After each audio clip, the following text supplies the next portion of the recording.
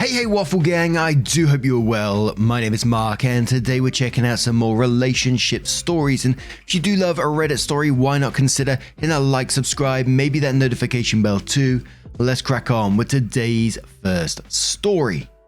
And today's first story comes from a throwaway account who says, "Am I the arsehole for not inviting my mother-in-law to Christmas celebrations? My 31 male, wife 30 female, and I have one child, 4 male, and my wife is 6 months pregnant with our daughter who's due in March. My wife and I have been friends since we were about 5, so I've known her and her parents for more than 25 years now. Her parents were always very approving of us dating, which we started doing in high school.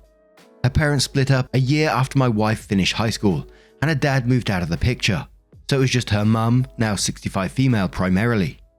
Her mother was the nicest person in the world until our first child was born 4 years ago. Her issue with it was that our son was born out of wedlock. She was very vocal about her disapproval of this, but my wife seemed to be able to get her to come around. However, she has since been cold, passive-aggressive, and in some cases downright mean to us, and much worse, our son. I wouldn't even say the family is religious, but it seems to just be a custom that is abided by in that family.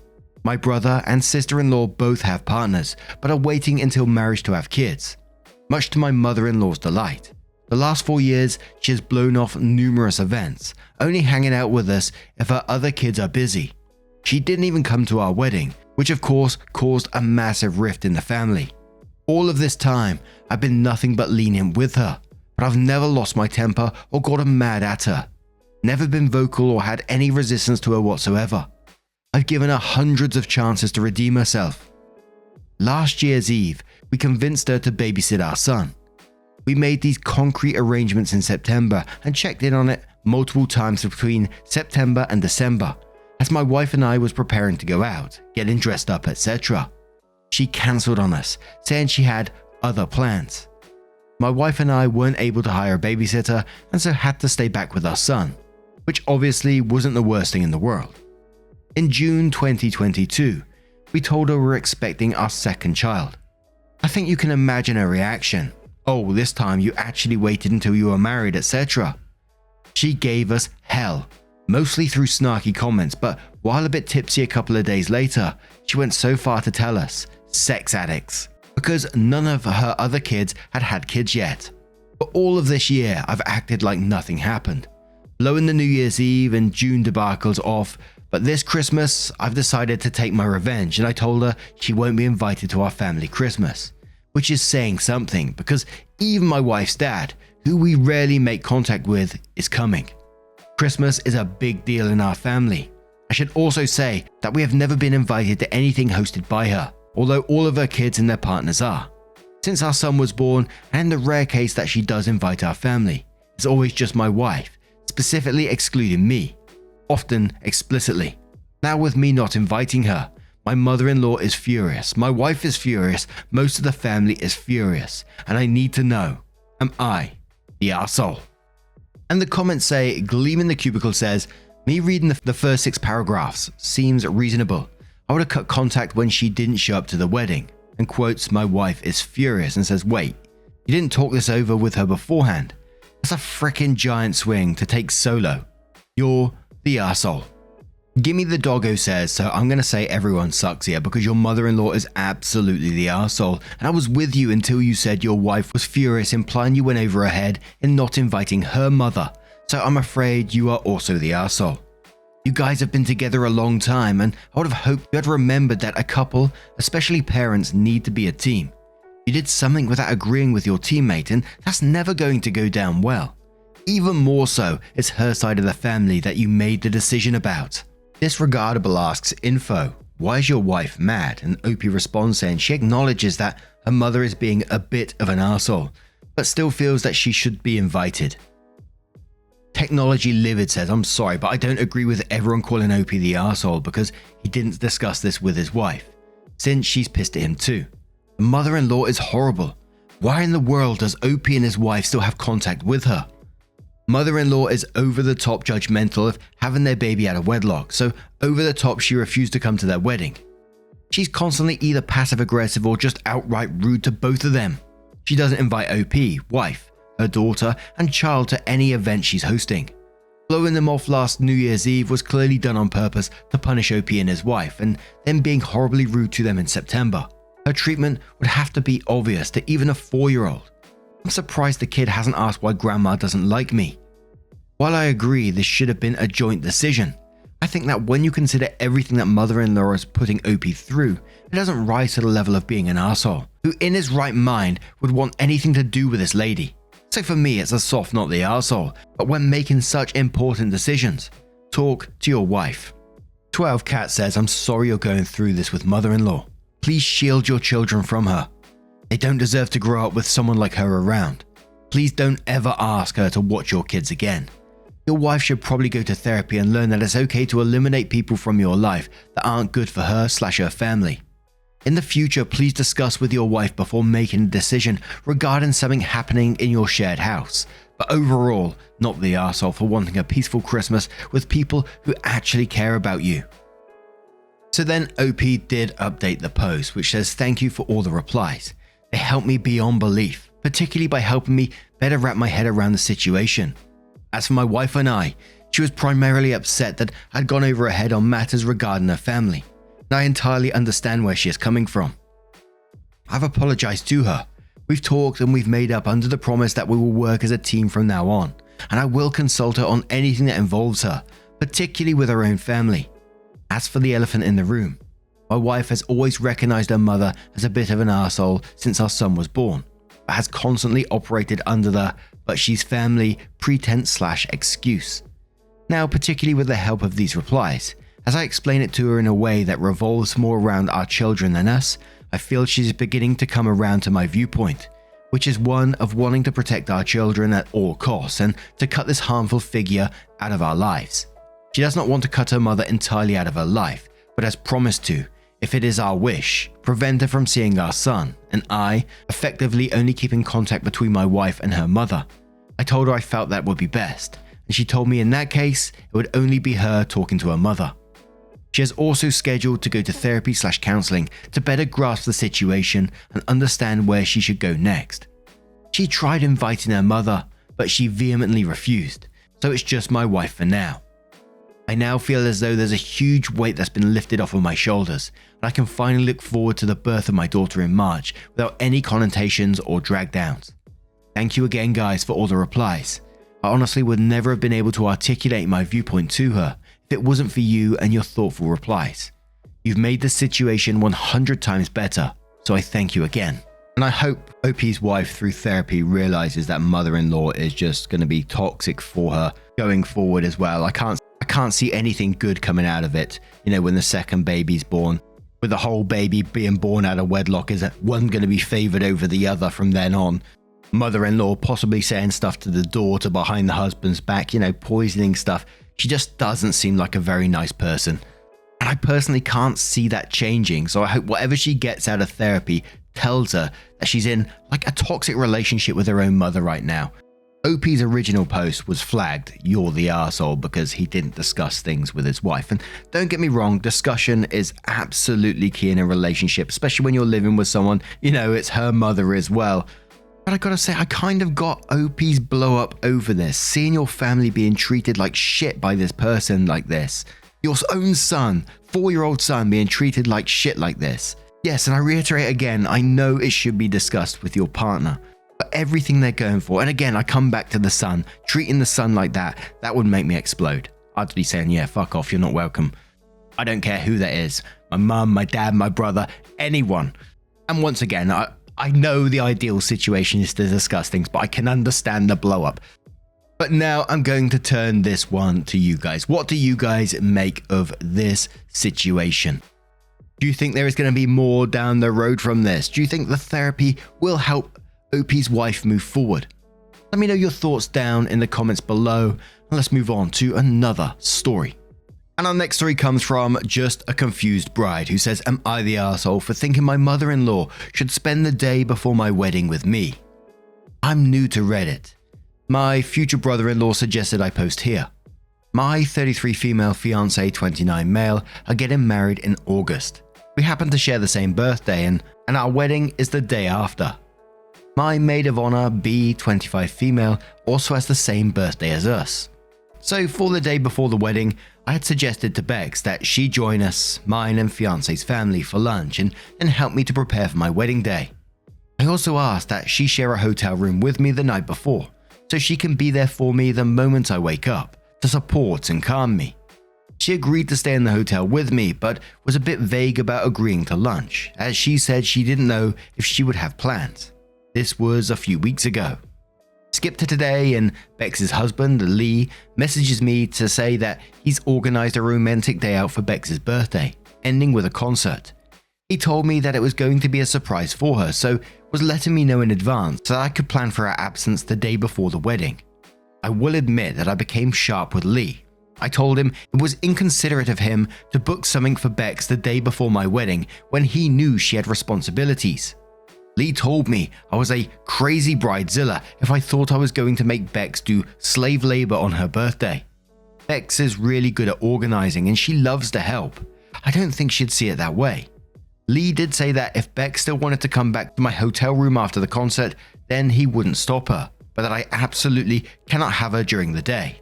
I went to one of my bridesmaids, Val, 29 female, and she agreed with Lee that I obviously have to let Bex go off and enjoy her birthday.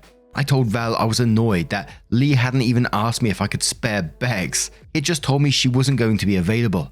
I told her that Lee hadn't even offered me his concert ticket so that Bex, my maid of honor, and I could have a fun evening together the day before my wedding. She told someone what I said, and now I'm getting hateful messages from my other bridesmaids and friends saying I can't behave that way. All I want to do is spend the day before my wedding with my maid of honor. Am I really the arsehole? I'll add that I don't know if Bex knows yet. She's organized so much for me, so I think she would help me if I asked her. Edit, for everyone asking why I'm relying on Bex so much. It's because my fiance hasn't been much help during the whole process, so I obviously need someone to lean on and talk about my vision for the day. Edit 2, I can't afford a wedding planner. Oof, this is an awful one, but the fact that you went to your other bridesmaid, Val, and you was moaning about that Lee never asked you if you could spare Bex. Like you own her, and then you went on to say that Lee didn't offer you his concert ticket. I don't think the comments are going to go well.